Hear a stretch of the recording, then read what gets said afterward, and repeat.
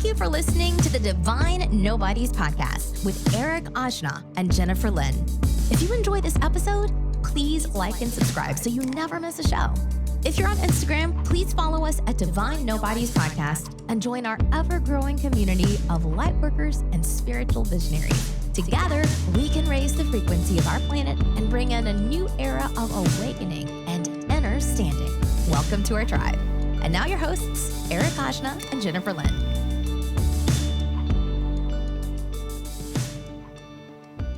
Oh, what a mighty Mercury retrograde we're approaching. So quickly, Jen. Yeah, already. Yeah, it's almost got us a few times, but we're smart. We've gone through this a few times. We're not going to let Mercury get the best of us. I mean, my communication's been pretty immaculate since then. Has it? Yeah, well, my moon is in Gemini, so my Mine mercurial is too, nature. but I've been a hot mess. A hot mess? Yeah, on the Yeah. Hot Mess Express. The Hot Mess Express. Well, we got a really beautiful young lady actually in the studio to just be a hot mess with all of us today. Yay! Yeah, so she's from Long Beach and the spiritual business coach for healers. She's been working as a healer most of her life, but devoted herself to learning the business aspects of healing since 2018. During her work as a healer, she's worked with creatives, Reiki Masters, EFT practitioners, even attorneys. How about that? Yeah, now healers who are running their own healing businesses. A month before 2020, the global shutdown, she received a message from God. These are always the best stories. Yeah, this is a good one. Yeah, that her new role was to serve healers and teach them how to open their businesses. She's helped our healers generate over $50,000. It's a lot of moolah. It is. During a global pandemic, especially. In just 2020 alone, she's a witness, testament, and believer that the healing industry is growing rapidly. Her work remains dedicated in helping healers serve clients and gain the confidence in using their gifts to spread light across their communities. She's also a host and founder of the She Who Heals spiritual business podcast for healers. How about that? Yeah, to talk about their services they provide. She's also certified in Holy Fire and Karuni Master Reiki. So she just does so many different things. Yeah, everybody, welcome. Alyssa Barrios. How you doing, Alyssa? Hi, I'm good. Thank you. How are you? Doing very good. Thank you so much for coming into the studio and joining us on this fine Tuesday. Yeah. And actually, I think you're the first business coach we've had on that's also a healer. Oh, I Which love is cool. that. Yeah, it is cool. And I have a lot of questions because you have the experience. And my practice, of course, just changed since the pandemic. I was actually doing sound healing prior to that. So I wanted to pick your brain on a few things, and we'll go really deep into that. Yeah. You know, I was thinking before we started the podcast today, I wanted to ask you a question. That's not something that we normally do. But what happened in your day today that really stood out to you or that was like a magical moment? Before becoming a healer or? Nope, today. Just today. Just today. In the present moment. Yeah. Just today. Just today. Yeah. Even if it's something small. Wow, that's a beautiful question. Today was a rough day. Mercury retrograde. Yeah, I definitely felt it. I think probably I learned about Kali energy. Ooh, Yes. I love that, Kali. Yes. Yeah. Have you seen the Okay. picture of Kali? Yeah. I She's have. going a little crazy in those photos. So I was in a women's healing group, and I don't usually do women's groups. Actually, I don't know why. I haven't really stepped into a container of a healer group before, and I was invited, and so I stepped into it. And all of a sudden, Kali energy, I started learning about her, and I just went into this deep meditation, but movement meditation. And I would say that was my day-to-day moment today, where I just released so much pressure I was putting on myself. And I was like, I don't have to have every single thing figured out. Yeah. Like I get to actually be confused in some parts of my life and own it and love that. And I think as the role that I'm in and the amount of success that I've really had within this last year, I was putting pressure on myself. Yeah. And so Mercury retrograde was like, not today. Yeah. Not anymore. You're a human. Don't forget. And Yeah. so that was a really profound moment right before I got here too. So Wow. That's Yeah. amazing. There's always those good like affirmations, those little simple things that come up in your field that let you know that it's okay to not have things figured out. You know, I love Kali because she represents obviously the time that we're in. And if you follow the Hindu sort of cycle of time, we're in the Kali Yuga right now, which represents pretty much everything that we're going through right now. Yeah. The chaos and the order. You know what I mean? yeah. Yeah. So we had a lot of ground to cover. I wanted to actually open it up with a quote. that was taken from your Instagram. Ooh, that's going to be a good one then. Yeah. Let's hear it. Yeah. It says the hardest part of healing and obtaining wealth is unlearning all we've been taught. Mm-hmm. Does what you've been taught no longer make sense? Trust that and do different. Mm-hmm. So what does that mean when you say that? It means to shut out what everyone else is telling you and start tapping into what feels good for you. Yeah. So if there's things in your life that don't feel good, but you still find yourself doing them and believing in them, that means that you probably should redefine whatever truth or whatever story you're telling yourself. Mm-hmm. Because I had to do that. I was realizing I was working full time as a school teacher, loved the service, but it wasn't aligning with what I wanted in life. Right. Yeah. And it wasn't just the freedom to do my own thing, the amount of money I know God is putting on my heart for a reason, because I'm here to do some really good things in this world. And I just had to start unlearning that I don't need this paycheck from someone else every 2 weeks in order to feel successful. And that was just one moment of having to deconstruct this belief. So yeah, it's really just shutting out that world and tapping into what you want. Yeah. So when did you leave teaching to go full time into your own business? 2018. I put in my notice in April. Mm-hmm. And the principal just said, "You mean a lot to these kids, so stick it out to the rest of the year." And I said, "Okay, let's do this." And I did. And I'm glad I did. I fulfilled my obligation, but it was tough being there for those 4 months. Okay. It was so tough. You were doing both? Yeah. I was doing both. And then when you have that awakening of, I'm here to do something bigger. Mm-hmm. Like I'm here to lead and I'm here to step into my power. And then waking up and having to go to that full-time job and knowing like, this isn't where I'm supposed to be going right now. It really felt like it was constricting. And, you know, there were a lot of signs still in the moment of being a teacher that was reminding me that I wasn't supposed to be there. So I had to pray every day, keep keeping me safe, God, universe. Like, I hear you and I promise I will be devoted. But right now I want to fulfill this obligation in my human flesh. And I did, but it was tough. Yeah. And what part of that whole journey had emphasis on spirituality? Was that the catalyst for you to have that sort of awakening and venture out of that? No, not at all. It wasn't the catalyst. It was actually a part of the journey. The catalyst, I'll be honest, was I was, so, you know, it's the catalyst is very personal, right? Yeah. And so you think about, what parts do I want to share? Mm-hmm. Where do I feel safe? And then obviously the catalyst is so personal, and typically it's a dark night of the moment of the soul of your experience. So you even tap into that embodiment of like, ooh, I feel that restriction in the heart. Like, what do I feel like being open and sharing? But to answer the question, I was in a really dark place, and someone that I loved had seen me in that dark place, and they got very emotional, and I could feel that my pain was now affecting them. And they had cried to me. I'd never seen this person so emotional and so upset. And obviously it was love and it was fear because of what they seen within me. And they said, I don't ever want to see you in that state of mind or in that place. And of course, leading up to that moment, it was just a buildup of anger and emotion and trauma. And I just got out my computer and God said, write. I started writing, and that really taught me that I needed help. I needed a lot of help. So I prayed, and I found this woman on Instagram. She was on a live talking about healing and talking about sound baths. And I just connected with her, and that really led me into the moment. Wow. Yeah, that's a great story. Yeah, that's a beautiful story. And then Reiki, obviously, that's a big part of your life as well. Mm-hmm. Did that Reiki practice, was that going on during that time, or is that your Reiki practice something that you sort of fell into after you had left the school? So what happened was, this woman that I found on Instagram, I connected with her. She was such a positive woman, and I had one call with her, and we just really resonated. And I had no idea what Reiki was at the time. No idea what it was. And I signed with her. I was desperate for some type of help and some type of support. And when working with her, she said, I'm using Reiki. And I said, okay. That's when the Reiki really started tapping into my own consciousness, and meditations were very profound. The healing was very deep. I could feel the energy off of the calls with her, and I would come to her like, I'm starting to see visions. My body is transforming. I'm starting to eat differently. I'm starting to think differently. I'm starting to have these dreams, or I'm feeling like animals are talking to me, or I'm feeling like I'm hearing more voices in my head, but they're not mine and they're not scary. Right. Yeah. Like it was a And deeper, I'm not schizophrenic. yeah. Right. Yeah. And, so that's when the Reiki really started. And then after working with her for a consecutive amount of time, I said, I don't want to leave this Reiki feeling. Like, this brings me peace. This brings me answers. It brings me support. It helps me not feel like everything's my responsibility.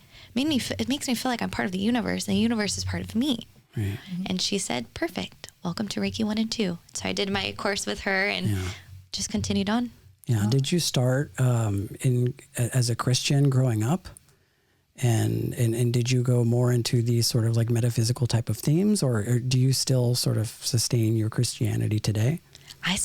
Christianity is a very, very strong foundation for me right now. Mm-hmm. And it was interesting because growing up, I went to a Christian school, but I was so smart that my parents decided to take me to public school because, you know, and it's interesting. I don't really understand why. There could be deeper reasons, but Christianity wasn't practiced in my home. Mm-hmm. It was a very chaotic home I was raised in.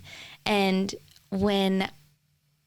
but then again, I did have family members who were trying to bring Christianity into my space. But, you know, as a kid and as a teen, and you get older and you start seeing adults telling you what to do, but then they're making a lot of chaotic choices in their life. It's kind of hard to really trust that. Mm-hmm. Those words that they're telling you, and the directions they're telling you to take, when you're like, I don't know, you're doing a lot of bad things I see you doing, so I can't really trust what you're telling me right now.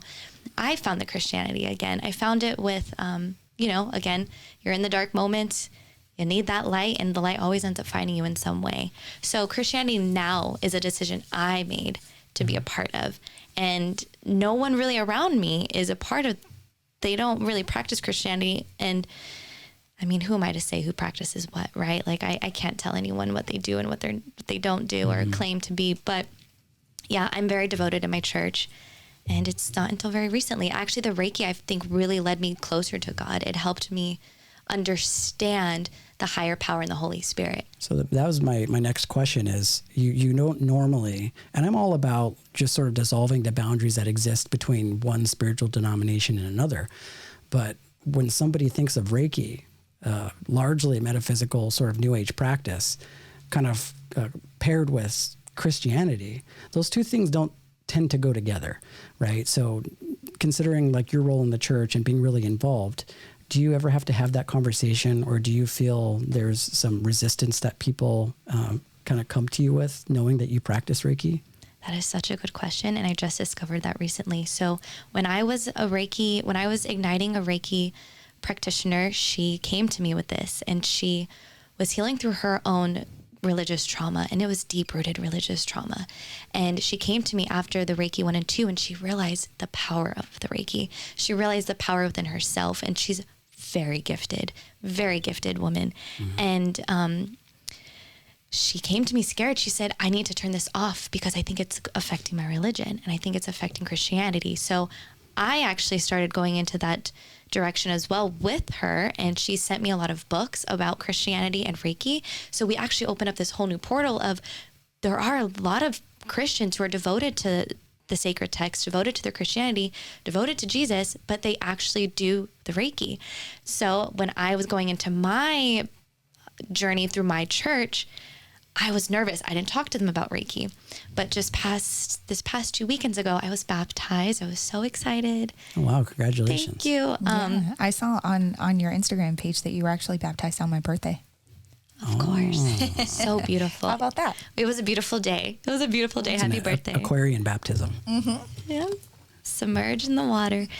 So, and it was interesting. So during my baptism, the lead pastor who had opened the church posted a picture of me on his Instagram, and I was tagged, and I got so nervous because I said, oh, all of the women in my church group are going to find my Instagram. And you see on my Instagram, I talk a lot about spirituality.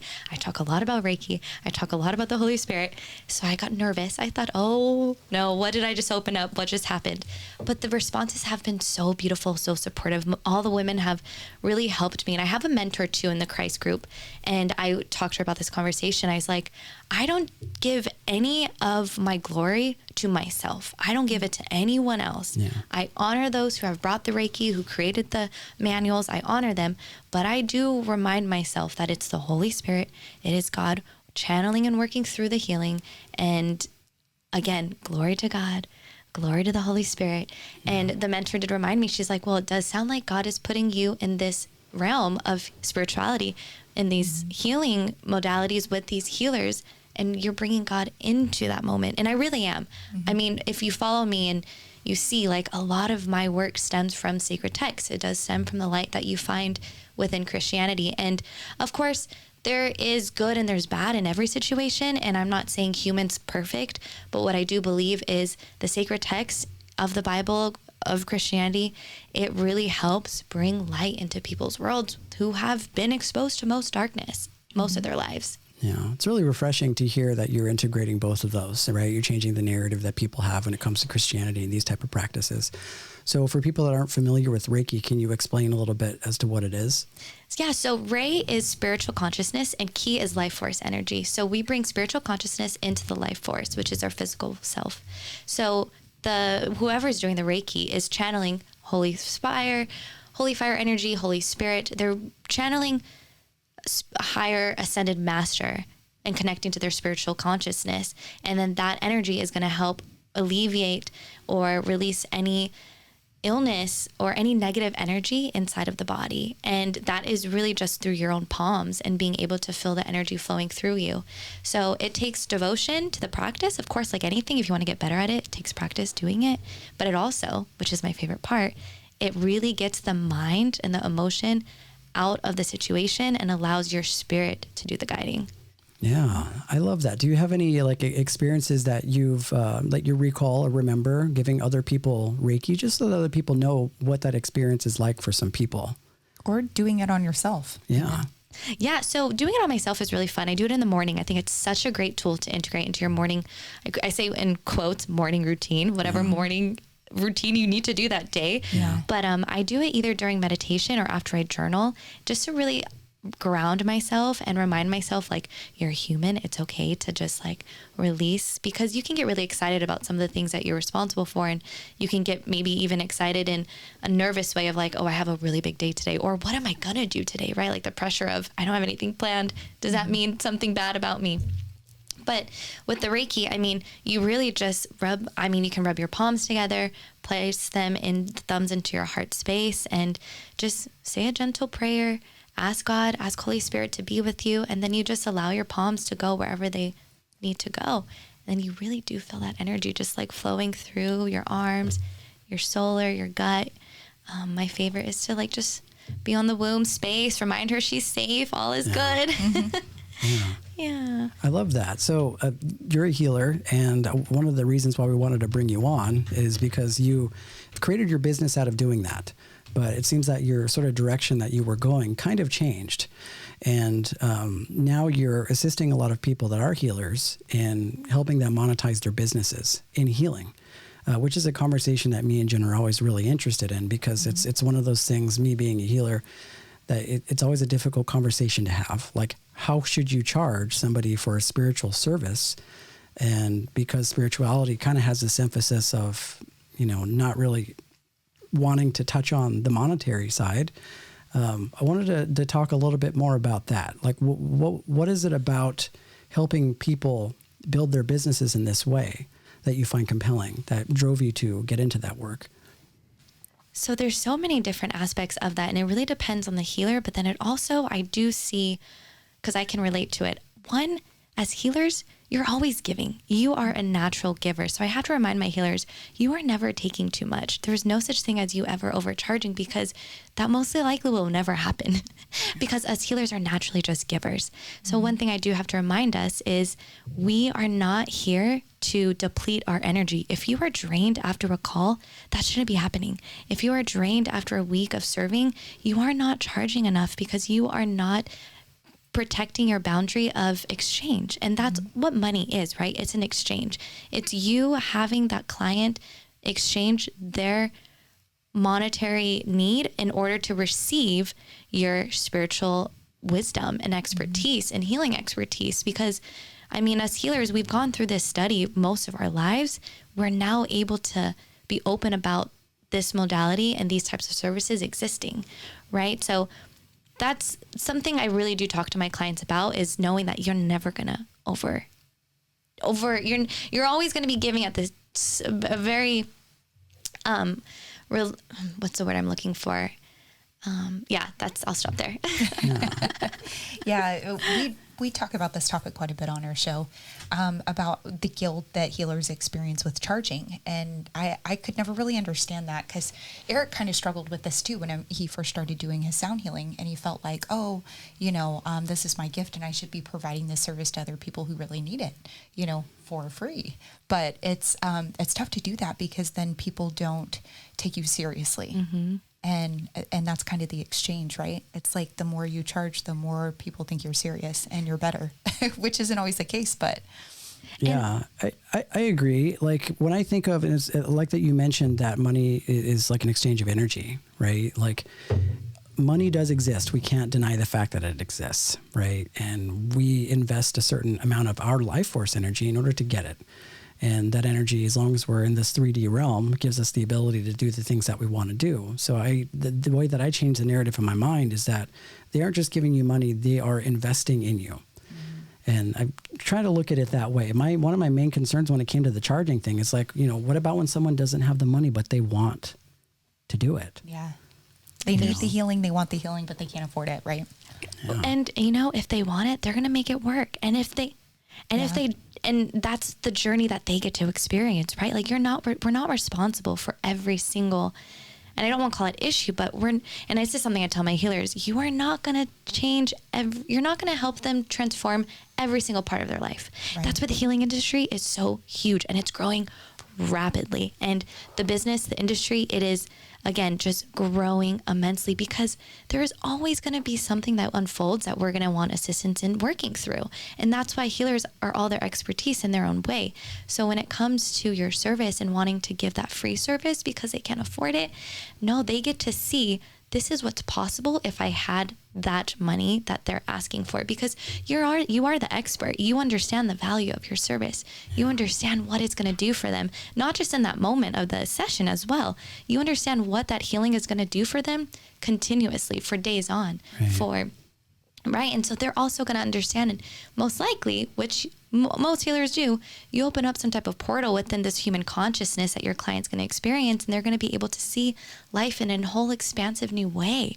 That's priceless. Yeah. So to see that that's an option to them, that if they spent $150 for that hour sound bath, that is always available to them. That level of healing, transformation, awakening, portal activation is always available to them. Will they be able to maybe afford it every week? Maybe not that at that moment, but they know, and they have a drive of like, I want that sound healing. I know what it does to me. I know how it changes me. I know how it ripples effects into my family, healing, into my own patience and my own love and my own peace. I know that that's available for me. So it's like, if you devalue your service, you're devaluing the experience that they're also going to receive. And we don't want that. We want all people to come into their healing feeling empowered. Like, I decided that I'm good enough for that. I am strong enough to make this decision that money is not going to stop me, right? I don't want someone to feel pity for me and give me a free service or give me a low rate service. No. I want the best that I can get because I'm worthy of that. Yeah. And that's what I really think healers are. We have the opportunity to teach our clients as well. Like, I hear you. I understand. $1,200 to work with me for the next 8 weeks. I know that is big, right? Yeah, that's probably half of your mortgage. But I promise you, you are going to receive so much more than you can ever think. Mm-hmm. You're going to receive more than any materialistic item can give to you, right? Mm-hmm. And so it's really changing the narrative and the perspectives and helping our clients understand that. But it's a process, and I mean, we're all working through that still, healers. We are. Yeah, for sure. Yeah. And, I think about what people spend $150 on. Like, that's like a coffee every day at Starbucks for a week. That's it's true. Crazy. Yeah, 150. And I like the my question has always been too, well, how much is too much, right? And especially being a sound healer or a Reiki practitioner, the range always varies. And for me, it was always like, I had trouble with like, maybe, is this too much money? Isn't that enough? But I guess from my experience, when I actually started charging for sound baths, I noticed that once people had the ability to invest in it, they appreciated it so much more. And at the end of the day, it is kind of impersonal. I am the facilitator of the sound bath, but sound in and of itself is a healing capacity. You know, that whole intrinsic practice of sound, I mean, you're contributing to somebody's healing. And that, I mean, I have an idea of how that's going to impact them, but only they know the intensity of that. And it could, like you said, completely change somebody's life. And that is priceless, you know. And from what I'm hearing from your words is that you have a very loving intention behind your work. And I think that's the key, because you're not trying to fuck somebody over. Right. Like your heart and your soul is behind this work. And you can tell, not in a salesy way, but just in how you embody your practice. And I think that creates and cultivates the trust that people are looking for. And once you have that, and I imagine that's a part of your business, is getting that trust, having that person know that you have their best interest, to where $1,200 doesn't seem like a whole lot, because you know that person has your back. You know what I mean? And that's what I remind my healers of too. I'm like, it's all quality over quantity. I mean, I'd rather have 10 to 15 people who really love my service and talk about it than having hundreds of people wanting my service and getting a $20 healing session over a $150 session, because I'm probably not even going to really give that much if it's a $20 hour session, right? Like, it's really about not only the client experience, but what you're really going to show up as a healer too. I mean, and thank you for the compliment too of the love and intention I do have to this. And I want to also add that you can't really lie as a healer. I mean, if you're not the real deal, you're not going to make it in the industry. Like, we're really working with energy here. I mean, energy doesn't lie. So, yeah, that's true. So, and one thing that we can all sort of collectively agree on also is that we're living in a very different time now, right? And I know that probably affected your practice, and it definitely affected mine, right? So how does that change the way that you heal and the way that you change your work? And I guess I want to segue into kind of the business model that you have now, which is helping healers, I imagine, kind of navigate through these difficult times. And, you know, if I really stepped into the outside world, I would say that we're in dangerous times and we're scary times. But when I really tap into my truth, and when I really tap into my prayer and the sacred text and just really my own self, I really believe that we are in one of the most powerful, transformative times, because technology is growing rapidly. I mean, 5G allows so many people to be connected at once. And that means that so many communities have the possibility of building and connecting with one another. So for me, I'm actually like, I was having resistance and fear around it. What if technology fails? But that's not the truth of it, right? And it's like living in fear. We all get in a car every day, and anything could happen in that car, but we're so used to that society that we drive. So it's like, when it comes to technology, when it comes to this online platform, of course we can be afraid of it and feel like there's dangers to it, but the truth really is what is positive from it. And it really brings community together, and it allows people to have their own platforms and their own individual voice and build the community, because there are a lot of leaders out there who are here to do the work. I mean, yes, I have a role of bringing healers together and encouraging them to create their business and talk about money. Yes, that is my role. But there are so many other healers out there who have their own role, who have their own style of bringing communities together. So with social media and the platforms that are so available to us, I mean, we're able to create our own communities within other communities and sub-communities, and then intertwine our communities together and just remind each other that there is room for everyone. So social media, technology, it has really opened my eyes to the possibilities that are out there. And I'm like, if we can get more money in the hands of people like us, more of that, then I don't see a problem in that at all, because I know money is opportunity. I know money is more giving. I know money provides. Like, I'm all for the money and for all the opportunity, because like you said, there's money everywhere. Like money exists. Yeah, people just need to change their relationship to money and not see it as just a negative thing because, you know, that 1% of people or those large organizations are doing shady things. Like there are a lot of people that do good things with money, you know, and that's been my biggest thing is just sort of changing the relationship around making money. You know, and I think that technology piece, it speaks to kind of what the age of Aquarius is all about, you know, innovation, alternate ways of doing things. And it's easy to kind of go outside and look at everything as worst case scenario. But quarantine and this whole thing brought a lot of stuff to the surface.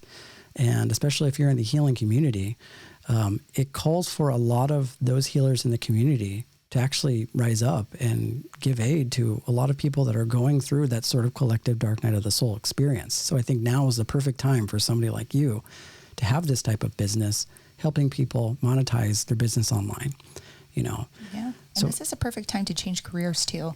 And a lot of, hear me out on this one, because a lot of people are, you know, struggling and a lot of people are displaced and being forced to change careers, right? So you don't feel as alone and you don't feel like the spotlight is shining on you because you know, are doing something different. Everybody is really doing something different right now. Yeah. I mean, even us, like we started this podcast at the beginning of quarantine because we weren't able to be out in the community around people doing light work that way. Mm-hmm. So this is the way that we could do our light work from home and here we are. It's been a blessing. Yeah, absolutely.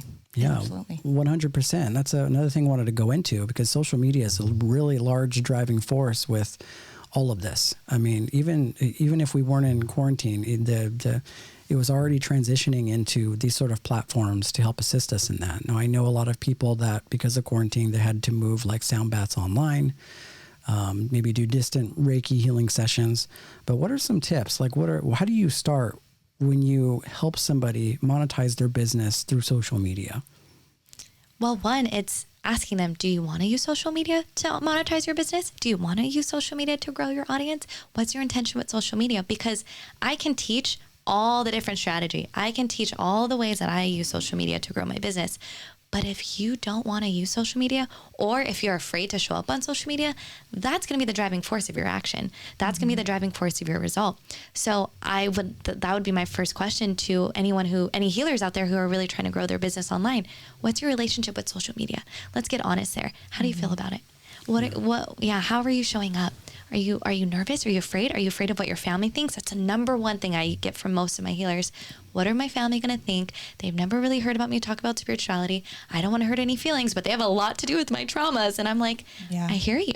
Mm-hmm. You can mute them. I've had to do it. I've had uncomfortable conversations. I still have uncomfortable conversations. There's people in my family I don't really talk to anymore because it's like the elephant in the room. But that's not going to stop me from making my impact. And I know, again, like I'm doing it from love and intention of healing and diversifying all voices and really bringing light into dark spaces, right? Like darkness thrives in silence. Darkness thrives in isolation. So that would be my first thing. What's your relationship with social media? Let's start there. You know, we have a friend that just started a ramen business. It's called Shaman Ramen. Shaman Ramen. And he had a pretty big following on social media. I mean, he had like 8,000 or 10,000 followers. And he just turned his social media off because he was like, you know, I want to grow this business in a different way. And by being on social media and promoting this business, it's taking time away from my family. And there's just so much negativity on the internet right now. He was like, I just can't deal. I can't have it in my space. And he completely shut it off, which I thought was a super bold move for somebody to do that. But Shaman Ramen is thriving. And so you don't necessarily need social media to have a successful business. I really enjoyed the Shaman Ramen, by the way. Yeah. It seems sort of like a paradox because you don't think of ramen as the most healthy thing, but he puts like reishi mushroom in there, lion's mane. Yeah, there's some good shit in there. Oh, I am sold. Yeah. That sounds amazing. The cosmic coconut. Cosmic coconut. That's the one that I really liked. Mm-hmm. Me too. Yeah. Shaman Ramen. It's a little spicy, like, yeah.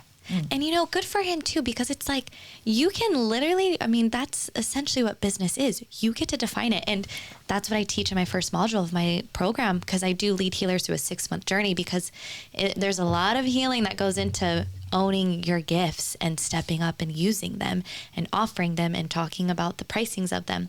But that is something I really target at the beginning of my work. It's like, what is business to you? What does success mean to you? Because I can't tell you that. I can't tell you that. No one can tell you that. And if you really want to build a business that's going to continue to grow and be sustainable for your family's life, for yourself, for your sanity, for your gifts, I mean, that's why being a healer is so beautiful, because every time you use your healing gifts, you are elevating yourself up. But going back to no longer using social media, like, you're right. You don't have to use that. One day, if it's gone, I'm going to have to figure out a new way of reaching my audience.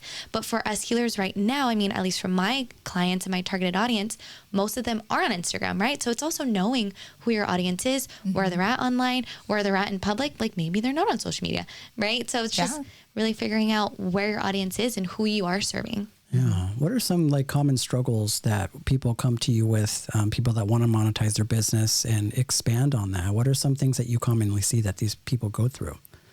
I commonly see, that's a good question.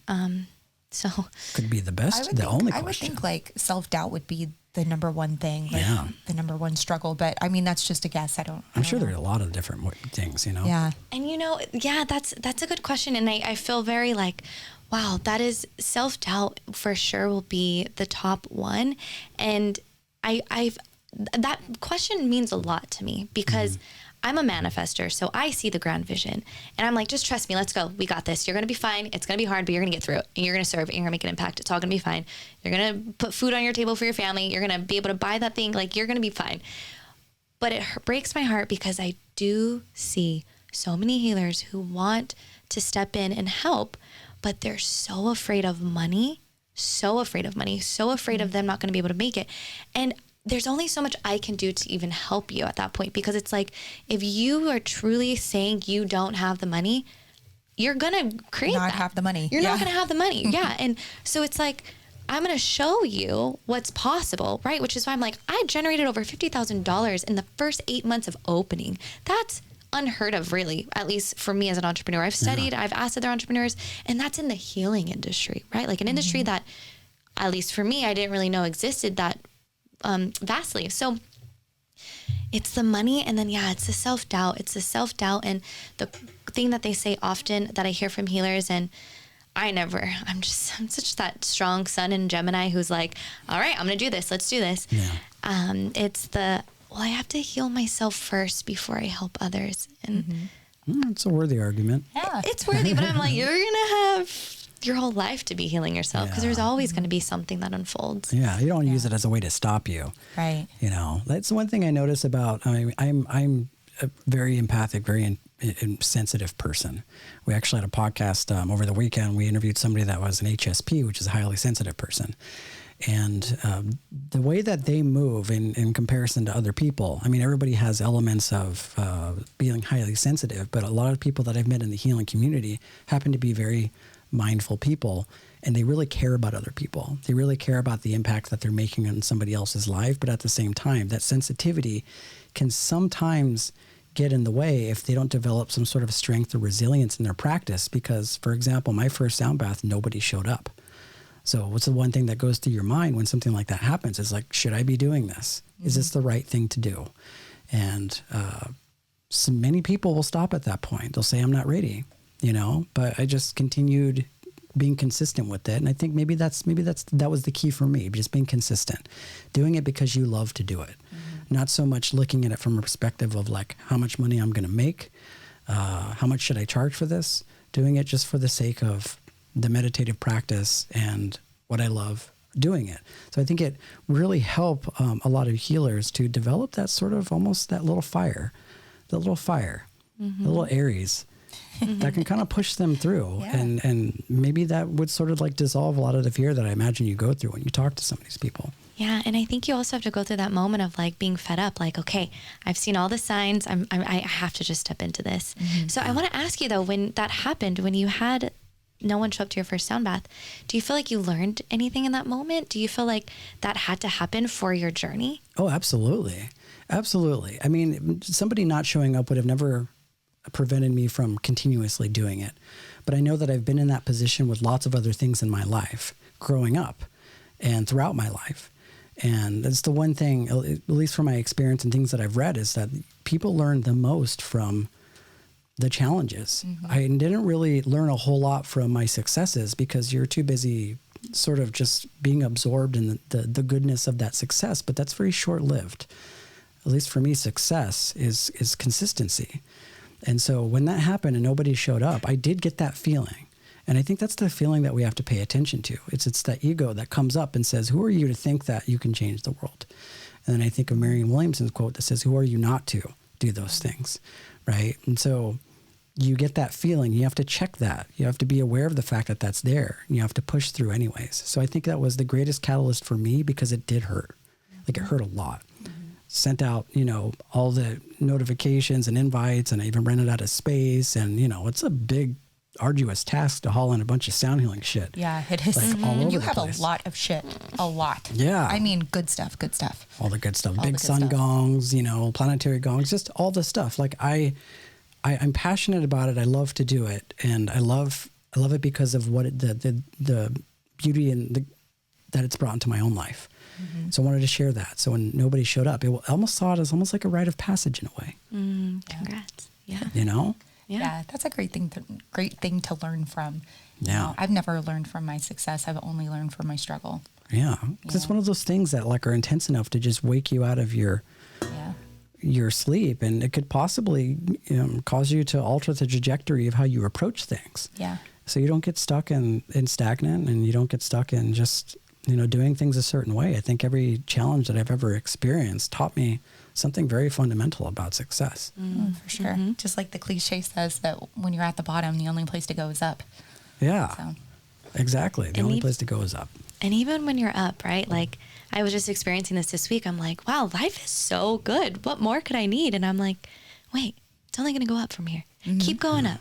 Like keep going up. Yeah. And it's really important because I've seen other people become successful and then lose their gratitude whenever they become successful. And I think it's really important to stay humble and stay grounded and remember who you are, that you're only a couple bad decisions away from starting over again, So just being gracious and having gratitude for what the universe is providing you is so important. Always. Yeah, it's like just doing it. I think it just comes back to doing it because you love to do it. I think just doing it because you're passionate about doing kind of sets the precedence that like you're not so concerned of whatever fame or recognition that you'll get for it. You're doing it because you love to do it. The passion of it sort of ignites you and keeps you going. And that can sort of prevent you from kind of over-identifying with a lot of those roles that people take once they start becoming really huge. Yeah. And I know it's like an easier said than done thing, like suddenly you're a millionaire and you're on this different playing field. It's easy to start thinking differently because people treat you differently. Yeah. Yeah. But what's so beautiful is the testimony that you get to share with others, right? If you started from a place where you were in thousands of dollars of debt because you were just making bad choices and didn't know how to handle money. Not like I'm talking about myself, okay? Maybe I'm a little bit, but it's like when I do get to that point, which is not far away from here, where, there's multiple properties I do own, and who knows, maybe in the millions, right? Like we're so unstoppable as human beings when we really have that connection with ourselves, our spirit, because it's true. Like we have so much power within ourselves with our belief systems and what we want for ourselves and knowing we're worthy of it. Absolutely. But the point of that was just understanding that we all do have a role and service, and that's going to change throughout the journey, right? Like right now I am serving healers. Who will I be serving in 5 to 10 years? I'm not really sure. But I do know that where I started is only going up, and I get to share that testimony and let people know what's possible, right? Like when you think about your sound baths, like where you started to where you are now, you are able to share the amount of success and the story of like, I didn't give up, right? And I think that is so valuable. And I think that we forget to share that with people of the challenges that we've experienced and how we overcame them, because that really helps shine light for someone else what's possible for their own selves. And that's what I think healing is so important too as healers, to just share, even if it's just one situation that you feel you overcame, that could really help shift someone else's perspective and help them overcome in their own way. Yeah, Yeah, absolutely. I love the abundance sort of mentality that we're kind of approaching the healing, because growing up, I mean, even like 2012, 2013, it was still sort of an underground thing. And it was still a very sort of esoteric thing. It wasn't as widespread as the sort of wellness community is now. But it's nice that we have like tools now. I would consider your practice in counseling and helping people sort of monetize their business is like a really important tool, because back then there wasn't that type of guidance. There wasn't somebody that can influence you and really kind of blow you up and give you the confidence that you need by showing you like your worth and what it is that you're capable of. Because for a long time, it's always just been about like, you're struggling to get by, because even when you talk to your family, you tell them you're going to be a healer. They're like, oh, well, how are you going to make a living doing that? Mm-hmm. How are you going to make a living doing astrology or being a tarot card reader? So you don't get a whole lot of support from that sort of, baby boomer sort of culture. Mm-hmm. Oh, they have a very old fashioned mm-hmm. way of looking at things. So now that we have business coaches and people like yourself to help move that evolution forward is really, really cool tool to have. Yeah, it's really cool. And I'm really interested. You said something earlier, and this is kind of a backtrack, but I've been thinking about it since then. You said that you started having dreams whenever you were on your journey through Reiki. Can you share one of your dreams with us? Is there one that was like really profound that kind of sticks out that you're like, wow, this was so crazy? So I'm a bad dreamer, and I don't know if that exists, but I don't really remember my dreams. Most of but that's also interesting. I've been on this womb cycle tracking because of, again, as a business owner, you don't have time to face shadows all the time. Yeah. Yeah. I'm like, all right, face this one and let's get to work. No. I don't push myself too hard like that, because I do find that freedom and transformation in the shadow. But going back to my dreams, I would say most of them happened in the meditations. Okay. Let's hear about it. It's even better. Yeah, those are the best kind. Yeah. The profound healings were just very deep and very, it's interesting where my mind goes, because I like to share like the most beautiful ones, the most exciting ones, but most of the healing ones that I went through were very traumatic. And the one that I really, really, really remember the most, and hopefully not triggering anyone, but of course you can edit hopefully at any time, but there was a moment where I went into a deep healing with my shaman, Reiki Master, healer, probably about 7th or 8th session in, and all of a sudden I started seeing this little boy, and he was around an older man, and in this meditation I was just envisioning and seeing this young boy helping this older man with, let's just say like, what's the word I want to use? Like a lot of drug abuse was happening in this meditation. And it was just such a deep moment. And I felt pain and I felt sadness. And then I saw this older man, and he was just lost in his addiction. And he was actually asking this little boy to help him with his tools and with his I don't want to call it medicine, but with the substance. And then it was just this journey of just this story and just this vision.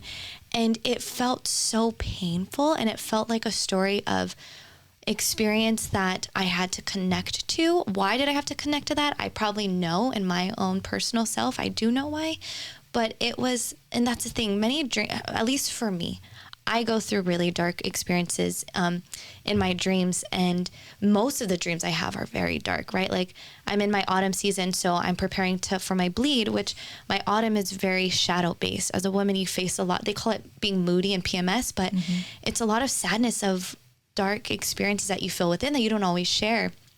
And so, of course, those dreams I remember. Maybe one day I won't remember all the bad ones and I'll remember the cool ones, but that was probably one of the most profound dreams I had. And it really helped me understand why so much trauma was something I experienced in my life. And it was able to go back into a lot of the trauma that was probably around my family growing up, right? And so, of course, things start making sense through these meditations and through your healing. But it was one of those things where I developed a lot of compassion and forgiveness, and that's what the Reiki does. It really sets you into a deep connection with ancestors and with those who have passed over. When I went into my Holy Fire training with the same shaman, she really guided me throughout my whole journey. And it's beautiful because I get to do that for my clients, is guiding them through their journeys of Reiki level ups. But in my Holy Fire session, again, I was connecting with family members who had suffered from addiction. And I was connecting with them, and they were talking to me. And I was crying in these meditations because I had never experienced this before. And I felt so deeply connected to them, like they were in the room with me. And at the time, I was realizing that I was living with someone who was suffering with substance abuse really, really bad. I was also pretty engaged in my own substance abuse. At this time, once I found Reiki, I was stepping away from that. But the alcohol that I was really abusing had led me to that beginning part of the show. And I mentioned my catalyst, like of course is alcohol involved. But it really connected me. Like there's a lot of addictive behavior that I was raised around, and it's still very prominent in my home, and not in my specific home, but in my lineage, in my community of family. So gosh, it's really tough to talk about, and it's hard to put into words, but good question. Yeah. That's a good story though. Yeah, that's a really good story. Yeah, thank you for sharing that. It even sounds like maybe it's a possibility that you have some past life trauma too that was associated with addiction that brought you here. 100%. My past life was very deeply so probably yes to addiction, but I also believe my past lives, and I've been reminded of this, and the Reiki again led me to movies and signs and discoveries. But I was pretty much chained up as a woman in many of my past lives before because of the powers I've had. Right. And is that, yeah. And Me too. Yeah. Yeah. Right. And I think that's a lot of women right now who, I think that's why so many of us have so many deep powers, and we're really stepping into our power and manifesting a lot of what we probably never thought we would be able to manifest, because we've lived so many lifetimes being chained up and told like we can't have certain things and we'll never be able to use our powers because we were so powerful. So now we're like, yes, it's our time. We're shining. No one's going to stop us. And it's truly a blessing that we get this opportunity to have so much freedom and power in our manifestations and creations, and again giving it to the ancestors for paving the way. Oh, I love that. Yeah. I love how our past lives very much power, sort of like how we are in our present. It makes me just randomly think of Edgar Cayce. So when he has this sort of his perspective of astrology and our star signs, a lot of people think that our star signs sort of dictate kind of how the role that we play in our society. But according to Edgar Cayce, he's a sleeping prophet. He's one of the most prolific psychics of our time, said that the star sign that you are is a sort of example of how you were in your past life, right? And I've actually had several sort of recollections of past lives and Hathors in Egypt, and actually being a female. And so it was confusing for me growing up because a lot of my friends were female, and I never really connected with masculine energy very much, right? So I had this sort of just this connection with more feminine energy inside of me, and I had to spend a lot of my time sort of healing that sort of the masculine wound that I had in me over how I grew up. And I know a lot of that had to do with some past lives that I've had being a woman, also some past lives I've had being a man. So it's interesting how our past lives affect us and our lives. And when I think of healing, especially with like Reiki or even just me in general, it's like especially when you have that sort of generational curse that some families have, where you have addiction that just gets continuously passed on over and over and over. There's somebody within that lineage that decides to sort of take arms and introspect and do the healing, the real deep healing on themselves. It's one thing to do it for yourself, but the one thing that I do also acknowledge is that you're not only healing yourself, you're healing your entire family. I can't even say how true that is, because it's so deeply true. And I witness it every day. I truly witness it every day. So it's like, with this business or not, I love my business. I love what I do. I know what I'm doing is very impactful for many lives, but if the business was to disappear tomorrow, I'd be so grateful to just at least do the impact I'm making on my family, because it's true. It's very true. I mean, the beginning of 2020, like I'm sure many leaders and healers who experienced January of 2020, we probably all went through some very deep, deep awakening that we weren't expecting right before COVID, right? Like when the global shutdown happened, like that was just, oh, okay, a global shutdown. Okay, my January, February was already intense. Yeah, I went through a very traumatic experience. And even in that moment of decision making, I'll very briefly share on it, because why not? I had a partner who I had a partner who was dealing with his own substance abuse issues, and I left for a weekend and infidelity happened, and that had never been a part of our story. So I never expected that to happen. And again, I'm very one of the few in my family to say that doesn't exist in my life. I cannot choose that life. I do not want that life. And at the time, of course, I was going back and forth.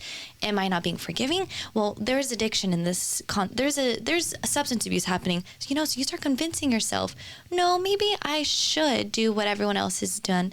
Why shouldn't I forgive? But something deeply inside me was like, no, no. Set that person free and set yourself free. Go experience life. And of course, it's going to be painful. And it was a pain that it was inescapable. Again, I was one of the very few that decided, no, I will not put up with that. I would rather be by myself and sit in the most excruciating pain that I had experienced. But it was like really choosing the type of woman I wanted to become and the type of woman I wanted to define. And I make a lot of decisions. Who knows if I'll have children? But a lot of my decisions, and maybe this will help someone listening, is what do I want my daughter to see? What type of story do I want to tell my daughter one day, right? That really has helped me make a lot of decisions in my life, making decisions to leave my job, right? I was in Costa Rica one time and I was living there for a while and I was almost kidnapped out there. And the decision I had to make was, do I stay even though I could be targeted and who knows why that happened? Or do I leave and go back home where I am safe? And again, I had to make a decision, like, if I was to have a daughter, what would I want her to do? How would I want her to hear my story? And it's really helped me, but I'm just grateful that I have this level of awareness because I don't ever want to share parts of my story that involve others in a way that puts others down or makes them think that they're doing wrong, because I truly don't believe that. I really believe we all have a certain role in our life, because who knows what decisions I would have made if I would have seen other members of my family doing things differently. I've gained so much strength and confidence in the role that I am in because of those that I have in my community, and I'm grateful. Yeah. That's great. That brings up a couple relationship things for me, right? Because as a healer, naturally you want to help those people that are struggling, right? You see the struggles, you see what's going on, especially with substance abuse, and you want to make excuses and say like, okay, well, they really need me. I'm leaving them in their time that they need me the most. And that's not always the case. Sometimes that is happening because you need to take responsibility for yourself and go on a different path. And you just have to trust the process and really go within and see, and really kind of like, we've done this for each other, Eric and I, like even check in with your friends and family, because people on the outside see something completely different than you're seeing on the inside. Yeah, and sometimes you can't even trust your own instinct. So yeah, and it's hard, especially if you're an empathic person. I mean, a lot of empathic people get sort of lost in a lot of these codependent relationships with people that are maybe narcissistic or emotionally unavailable, because there's this impulse in us to want to help them. And there are a lot of those type of people in the healing community. And unfortunately, a lot of those type of people get taken advantage of by more alpha, more, divine, I guess, toxic masculine, toxic feminine, wounded people. And it's hard to navigate through that. It's hard to say no to somebody that is hurting you, because you have the resilience and you have the strength within yourself to sometimes not be affected by it. You think, if I heal this person, then that will directly impact me and help me out as well. It doesn't end up happening that way. We always do it at the cost of our own happiness. And the one thing that really helped me put it in perspective is that you could be doing a disservice to them by not pushing them out of your life. Like you could keep them in that sort of stagnant, repetitive sort of toxic pattern by thinking that you can help them. And also that is an egoic sort of impulse by us, thinking that it's our responsibility to help somebody. And by doing that, we're taking their opportunity to heal away from them. Yeah. So sometimes they need to be left alone so that they can go through it themselves. And sometimes their rock bottom is losing you, right? Yeah. And if you stick around, they never hit the rock bottom. Yeah. Like you have to look out for yourself. Yeah, I would totally add on to that. And it's like an enabling, right? That ego of wanting to help them. And it's putting that attachment onto the potential of what could be there. Right. And what pressure is that to that person, right? So much. And I had to even go through that healing for myself of like, why didn't I leave sooner? Because I knew that I was enabling in some ways, but it all happens for a divine reason. It all happens. Yeah, because we attach like importance to, and this is, everybody does it. If you're part of the Western world, it's hard. It's hard to say no, because as long as you're spending that much time with somebody, you're investing a part of yourself in them.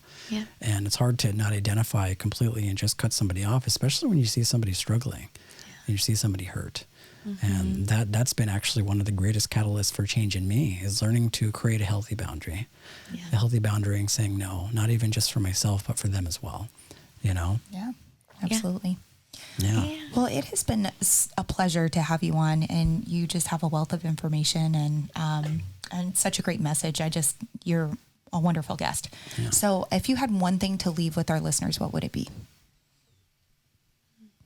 Or maybe a couple things, but Maybe 3 or 4 or 5. yeah. 3, 4, or 5? Okay. Or maybe just channel it. Just channel it from within,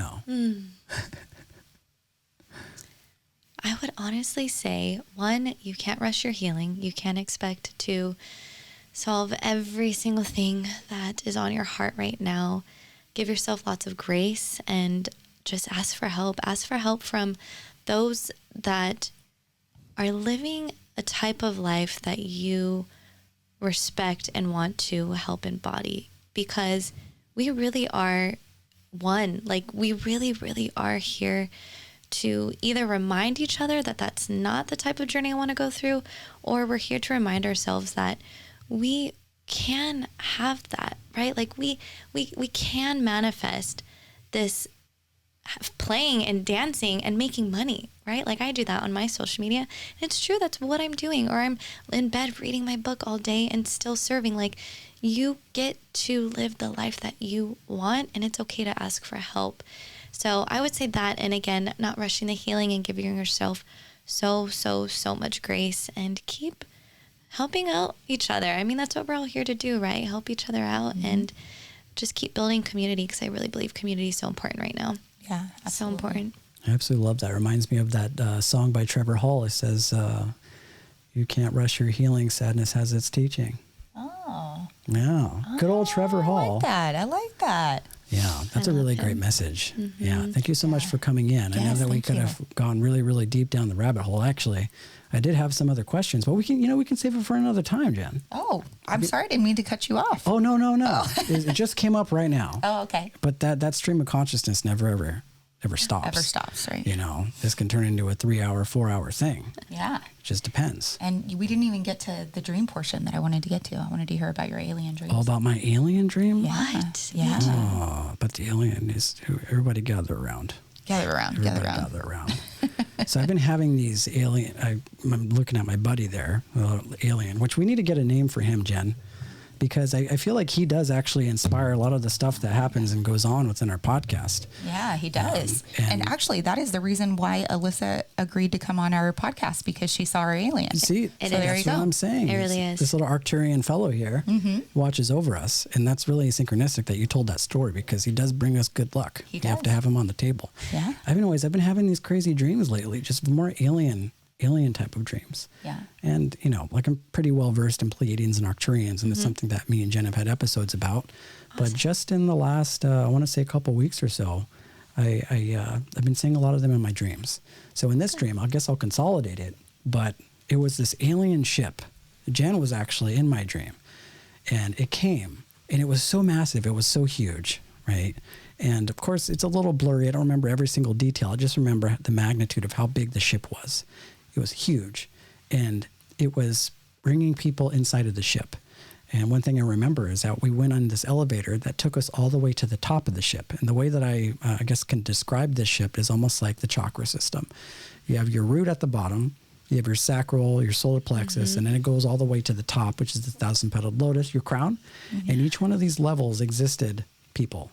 So they were allowing people into the ship. And depending on, I guess, where you fell on the spectrum of your chakra's journey, it brought you to whatever space that was. I noticed at the very bottom, it was more earth type of energy, which makes sense because that's what the root's all about. And then as it started to go up higher, I noticed at the very top, it started to get more alien-like. And I don't mean alien as in like spaceships and shiny things like that. I'm just talking about, I couldn't familiarize myself, with a lot of the stuff that was out there. It was just so out of the ordinary and so alien-like. Yeah. But I know that when I was at the very top, it actually spanned above the clouds. It went above the clouds. And we were looking down. It was sort of this, one of the biggest things that I remember about the dream is how it made me feel. There was this feeling of accomplishment, this feeling of coming home, this feeling of actually returning home, right? Because we've been on this planet for, 30 plus years, depending on how old you are. But this feeling of returning back to a place that I know is more familiar than this one.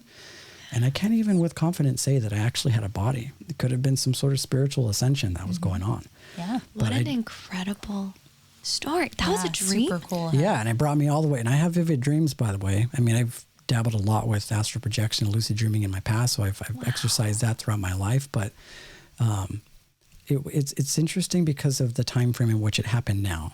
Because me and Jen have been talking a lot about, disclosure and aliens showing up. Yeah. We're seeing a lot in the media. Yeah. We're seeing a lot of stories about it. Have you guys been on airplanes lately? No. Yeah. Okay. Do you feel energy in the clouds? I was just heading back from Mexico and I just kept feeling there's so much life up there. There is so much life up in the clouds. It is beautiful up there. And it feels like kingdoms and palaces. Like, did you feel that?